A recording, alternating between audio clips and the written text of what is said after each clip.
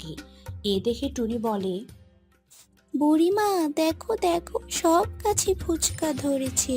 আমরা এই ফুচকা বিক্রি করে আমাদের খাবার কিনতে পারবো। আমাদের আর কষ্ট থাকবে না। এই ঠিক আছে, আমিও দেখে নেব। দেখি বুড়িমা কিভাবে এই ফুসকা এখান থেকে নিয়ে যায়।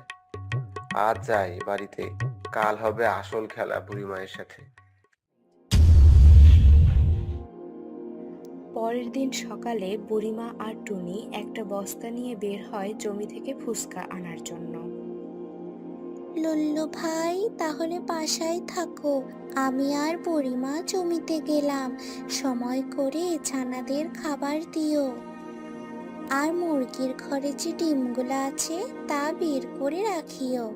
আমরা এসে ফুচকা আর ডিম নিয়ে বাজারে যাব।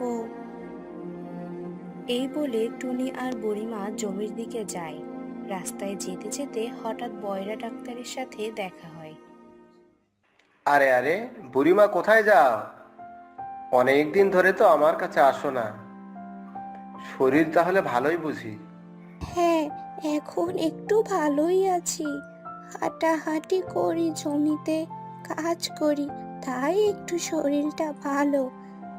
পায়ে একটুখানি ব্যথা আছে। সময় করে তোমার কাছে যাব।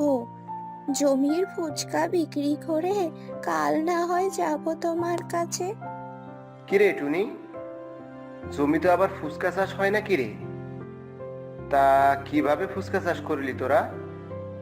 তাহলে তো তোদের ফুসকা চাষ দেখতে যেতে হয়। দেখি কাল একবার বাড়ি যাওয়ার সময় তোদের জমির ফুসকা দেখে যাব। ডাক্তারের সাথে কথা বলে জমির দিকে যেতে থাকে টুনিরা। অনেকটা পথ পাড়ি দিয়ে জমিতে এখন বুড়িমা, এত ফুচকা ধরেছে, আমি কখনো দেখিনি এত ফুচকা একসাথে। বুড়িমা, দ্রুত ফুচকাগুলো ব্যাগে ভরে নাও। বাজারে গিয়ে বিক্রি করে ফল কিনে নিব।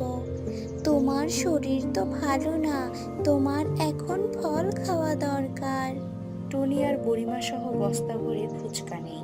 এরপর বাজারের দিকে যায়। বাজারে এসে সব ফুচকা বিক্রি করে অনেক টাকা হয়। সে টাকা দিয়ে ফল কিনে, ছানাদের খাবার কিনে বাড়ির দিকে যেতে থাকে। এদিকে পচা ফুচকা জমিতে এসে চিন্তা করে আজ সব ফুচকা তুলে নিয়ে যাবে, বুড়িমাকে কোনো ফুচকা দেবে না। আরে আরে, বাকি ফুচকা কোথায়? আমার আগেই তাহলে বুড়ি ফুচকা নিয়ে গেছে। দাঁড়া, তোদের ফুচকা নিয়ে যাওয়া আমি বের করছি। জমিতে এক কানাকড়িও রাখবো না, সব ফুচকা আমি নিয়ে যাব। এই বলে যখন ফুচকা গাছে হাত দিতে যায়, ঠিক ফুচকা গাছে তার হাত আটকায় যায়। পচা তার হাত ছাড়ানোর চেষ্টা করে অনেক, কিন্তু কিছুতেই তা করতে পারে না। ওরে মা, কি হলো আমার? আমার হাত আটকে গেল কেন ফুচকা গাছে? আমার ফুচকা লাগবে না, কে আসিস? আমাকে এখান থেকে মুক্ত কর। আমি কথা দিচ্ছি আর কোনোদিন আসবো না ফুচকা চুরি করতে। এভাবে পচার হাত আটকায় থাকে। সন্ধ্যা হয়ে যায়, পচা আর বাড়িতে যেতে পারে না। পচা ওইভাবে গাছে আটকায় থাকে। এদিকে বুড়িমা পরের দিন আর ফুচকা নিতে আসেই না। বাজার থেকে যা ফল কিনে আনে তাই খেয়ে দুদিন কেটে যায় বুড়িমার। বুড়িমা উঠানে বসে তার ছানাদের খাবার দেয়, আর টনি ও লুল্লুর সাথেই সময় পার করতে থাকে। বুড়িমা, কাল আমি তোমার সাথে ফুচকা জমিতে যাব। আমি অনেক ফুচকা খাবো। অনেক দিন ধরে আমি ফুচকা খাই না। টুনি, তুমি না হয় কাল ছানাদের দেখে রাখিও। বুড়িমা সহ কাল আমরা জমিতে যাব। আচ্ছা আচ্ছা, লুল্লু, তুই আর টুনি দুজনে গিয়ে ফুচকা তুলে আনতে পারবি না? আমার শরীরটা ভালো না, আমার যেতে অনেক কষ্ট হয়। কাল সকালে তোরা দুইজনে ফুচকা তুলে নিয়ে আসিস। আচ্ছা বুড়িমা, ছানাদের কাল সকাল সকাল খাবার দিয়ে আমরা বের হব। তোমার কষ্ট করার দরকার নেই, তুমি ঘরে শুয়ে থাকিও। আমরা তো এখন সব কিছুই করতে পারি, কি বলো লুল্লু ভাই?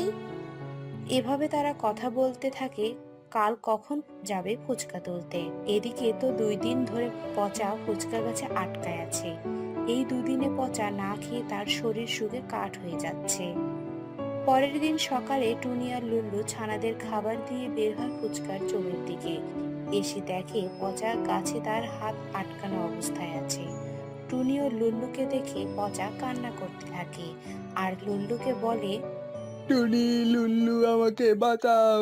আমি 2 দিন আগে ফুচকা নিতে এসে আমার হাত এভাবে আটকে যায়। 2 দিন ধরে আমি এখানে পড়ে আছি। আমাকে ক্ষমা করে দাও।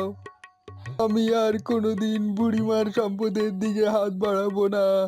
আমি আমার ভুল স্বীকার করছি। আমাকে এখান থেকে রক্ষা করো। তুই ভালো হবি না, তোর লোভ তোকে শেষ করে ফেললো। আজ এই অবস্থা তোর লোভের কারণে আর বুড়িমায়ের সাথে এ ব্যবহার করার কারণে। তোর মতো মানুষের ক্ষমা হয় না। তোর শাস্তি বুড়িমা আর অদৃশ্য আত্মাই করবে। লুল্লু ভাই, তুমি ঠিক বলেছ। পচা, তুমি ভালো হয়ে যাও। এর আগেও তোমাকে শাস্তি দেওয়া হয়েছে, তুমি ঠিক হওনি। আমরা তোমাকে ক্ষমা করতে পারবো না। বুড়িমার সাথে লাগতে এসো না।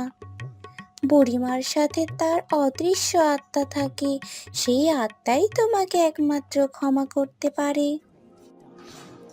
এই পচা, তুই এর আগেও বুড়িমায়ের এই জমি নিজের নামে করে নিতে গিয়েছিলি। এখন বুড়িমায়ের এই ফুচকাতেও চোখ দিচ্ছিস। পচা, তুই যেহেতু নিজের ভুল স্বীকার করতেছিস, তাই আজ তোকে ছেড়ে দিচ্ছি। কিন্তু এই রকম ভুল আর কখনো করবি না। বুড়িমা একজন অসহায় মানুষ। মানুষ তাকে সাহায্য করে আর তুই তার ক্ষতি করার জন্য পিছনে লেগে থাকিস। নিজেকে পরিবর্তন করে নে, কখনো কারো ক্ষতি করবি না। তাহলে দেখবি তোর উন্নতি কেউ আটকাতে পারবে না। যে মানুষ কারো পিছনে লাগে সে কিন্তু পিছনেই থাকে, কখনো সামনে যেতে পারে না। ওই মানুষ বোকা যে মানুষের ক্ষতি করার পিছনে তার জীবনের মূল্যবান সময়গুলো ব্যয় করে। নিজেই কিছু করতে শিখ, তাহলে কখনো কারো উপর ভরসা করতে হবে না। তাই আজ থেকে ভালো হয়ে যা, সত্যের পথে থাক, জয় হবে তোর জয়। এরপর পচা সেই আত্মার কাছে ক্ষমা চায়। সাথে সাথে তার হাত ফুচকার গাছ থেকে আলাদা হয়ে যায়। এদিকে টুনি আর লুল্লু পচার অবস্থা দেখে আফসোস করতে থাকে। এরপর পচা চলে যায়। টুনি আর লুল্লু বাড়িতে এসে বুড়িমাকে সব কথা বলে দেয়। ছোট্ট বন্ধুরা, আমরা কখনোই কারো ক্ষতি করার চেষ্টা করব না, সৎ পথে থাকবো আর সত্য কথা বলবো সব সময়। আজ এখানেই। খুব তাড়াতাড়ি নতুন গল্প নিয়ে আসবো তোমাদের জন্য।